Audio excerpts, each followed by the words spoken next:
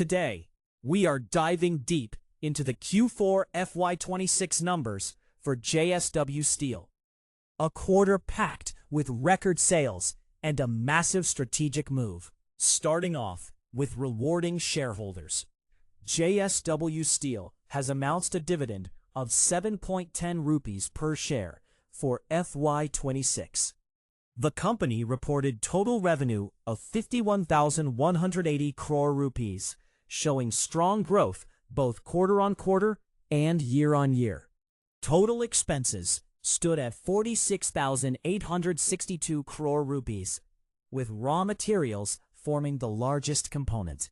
EBITDA came in at 9,713 crore rupees, with strong margin expansion driven by better realizations. A massive exceptional gain of 17,888 crore rupees was recorded due to strategic restructuring. Profit before tax surged dramatically, reflecting both operational strength and exceptional gains. Net profit stood at 19,243 crore rupees, marking a significant jump year-on-year.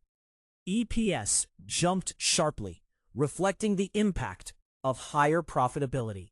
Overall, strong operational performance combined with strategic deleveraging puts the company in a solid position. Subscribe for more videos. Disclaimer.